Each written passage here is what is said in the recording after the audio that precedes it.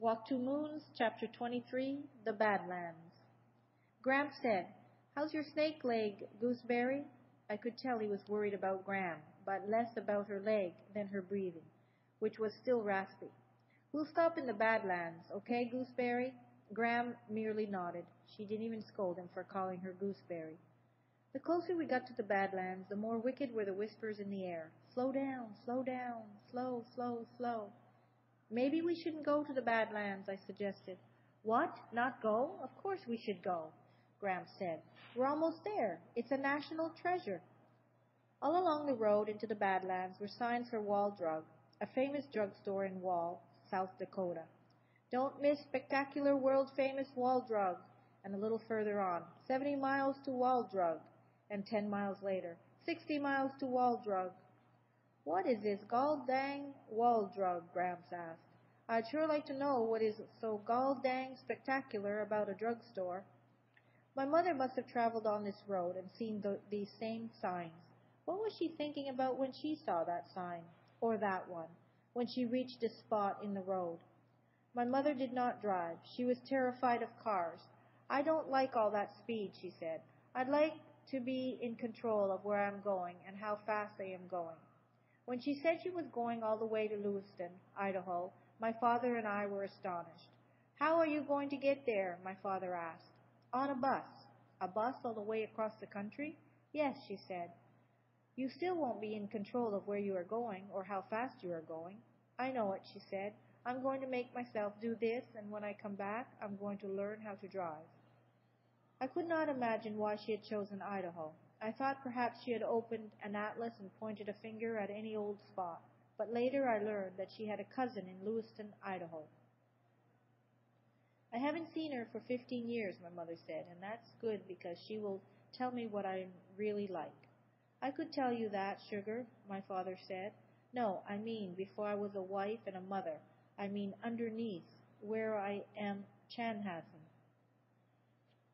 After driving for so long through the flat South Dakota prairie, it was a shock to come upon the Badlands. I could not quite believe that it was actually there. I thought I might be having hallucinations. It was as if someone had ironed out all the rest of South Dakota and smooshed all the hills and valleys and rocks into this spot. Right smack in the middle of flat plains were jagged peaks and steep gorges. Above was the high blue sky, and below were the pink and purple and black rocks. You can stand right on the edge of the gorges and see down, down into the most treacherous ravines, lined with sharp, rough outcroppings. You expect to see human skeletons dangling here and there. It was odd seeing all those brilliant colors on such harsh rocks. I could picture someone coming along with a gigantic paintbrush and having a gay old time. "Golly, these rocks are so terrifying. I ought to beautify them some. Maybe I'll put some purple here, and some pink over there, and oh yes, a whole bucket of lavender down there." Gram tried to say huzza, huzza, but she could not breathe well. Huzz, she rasped. Gramps placed a blanket on the ground so that she could sit and look. My mother sent 2 postcards from the Badlands. One of them said, "Salamanca is my left arm. I miss my left arm." I told Gram and Gramps a story which my mother had told me about the high sky, which looked higher here than anywhere else I had been. Long ago, when there were only Native American Indian persons living here, the sky was so low that you might bump your head on it if you were not careful, and so low that some people sometimes disappeared up into it. The Indians got a little fed up with this, so they made long poles, and one day they all raised their poles and pushed. They pushed the sky as high as they could. "And looky there," Gramps said. "They pushed so good the sky stayed put." While I was telling this story, a pregnant woman stood nearby, dabbing at her face with a handkerchief. "That woman looks world-weary," Gramps said. He asked if she would like to rest on our blanket. "I'll go look around," I said. "Pregnant women frighten me." When my mother first told me she was pregnant, she added, "At last, we really are going to fill this house up with children." At first I didn't like the idea. What was wrong with having just me? My mother, father, and I were our own little unit. As the baby grew inside her, my mother let me listen to its heartbeat. and I feel it kicking against her, and I started looking forward to seeing this baby. I hoped it would be a girl, and I would have a sister. Together, my father, my mother, and I decorated the nursery. We painted it sparkling white and hung yellow curtains. My father stripped an old dresser and repainted it. People began giving us the tiniest baby clothes. We washed and folded each shirt, jumpsuit, and sleeper. We bought fresh new cloth diapers because my mother liked to see diapers hanging on the line outside. The one thing we could not do was settle on a name. Nothing seemed quite right. Nothing was perfect enough for this baby. My father seemed more worried about this than my mother. Something will come to us, my mother said. The perfect name will arrive in the air one day. 3 weeks before the baby was due, I was out in the woods beyond the farthest field. My father was in town on errands. My mother was scrubbing the floors. She said that scrubbing the floors made her back feel better. My father did not like her doing this, but she insisted. My mother was not a fragile, sickly woman. It was normal for her to do this sort of thing. In the woods I climbed an oak, singing my mother's song. Oh, don't fall in love with a sailor boy, a sailor boy, a sailor boy. I climbed higher and higher. Don't fall in love with a sailor boy, 'cause the branch on which I stepped snapped, and the one at which I grasped was dead and came away in my hands. I fell down, down, as if I were in slow motion. I saw leaves. I knew I was falling. When I came to, I was on the ground with my face pressed into the dirt. My right leg was twisted beneath me, and when I tried to move, it felt as if sharp needles were shooting all up and down my leg. I tried to drag myself across the ground, but the needles shot up my brain and made everything black. There was a walloping buzzing in my head. I must have passed out again, because the next time I opened my eyes, the woods were darker and the air was cooler. I heard my mother calling. Her voice was distant and faint, coming, I thought, from near the barn. I answered, but my voice was caught in my chest. I came to in my own bed. My mother had found me and had carried me back through the woods, across the fields, and down the long hill to the house. My leg was in a cast. The baby came that night. I heard my father telephoning the doctor. She won't make it, he said. It's happening now, right now. I hobbled out of bed. My mother was sunk into the pillow, sweating and groaning.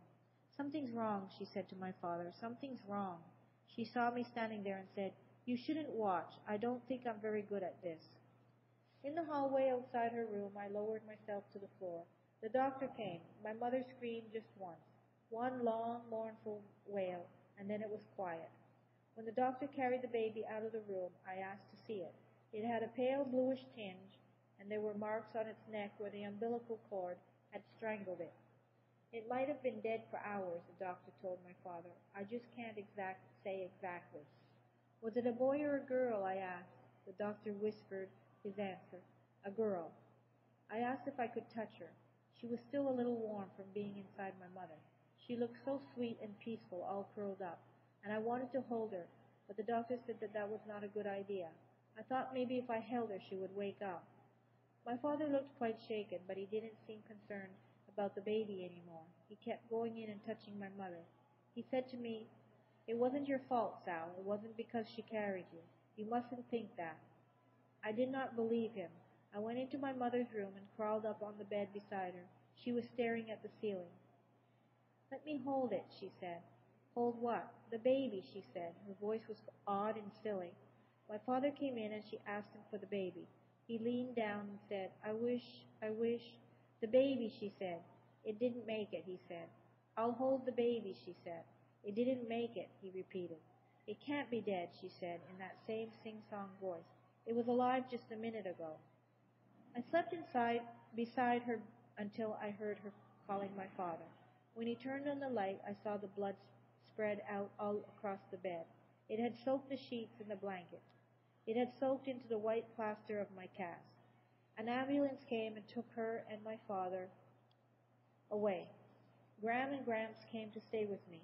Gram took all the sheets and boiled them. She scrubbed the blood from my cast as best she could, but a dark pink stain remained. My father came home from the hospital briefly the next day.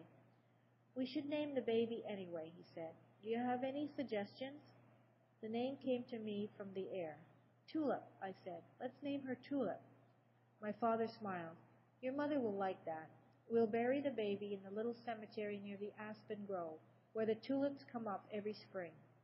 My mother had 2 operations in the next 2 days. She wouldn't stop bleeding.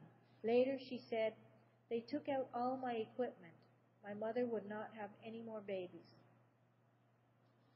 I sat on the edge of the gorge in the Badlands, looking back at Gram and Gramps and the pregnant woman on the blanket. I pretended for just a moment that it was my mother sitting there, and she would still have the baby, and everything would be the way it was supposed to be. And then I tried to imagine my mother sitting here on her trip out to Lewiston, Idaho. Did all the people on the bus get out and walk around with her, or did she sit by herself, like I was doing? Did she sit right here in this spot? And did she see that exact pink spire?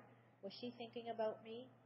I picked up a flat stone and sailed it across the gorge, where it hit the far wall and plummeted down, careening off the jagged outcroppings.